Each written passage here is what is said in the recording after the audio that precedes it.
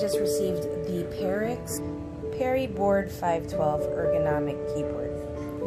It's designed in Germany but manufactured in China. Now when you receive this from Amazon, there's no box that's going to be covering it. It comes just as is.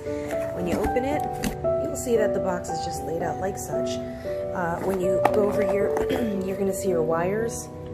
And for those of you curious, yes, it is just a regular USB 2.0 connection. According to the manufacturer, this keyboard is compatible with Microsoft Windows XP, Vista 7, 8, and 10. The keyboard will be covered in bubble wrap that is not closed, but it certainly protects it from any kind of damage. And when you finally get the keyboard out, you'll notice that you have your ergonomic keyboard. The spacebar is broken up in two. And just to point out, this is not soft, this is just solid plastic. But overall, a really good keyboard. Will again mention that it was basically designed in Germany but made or manufactured in China.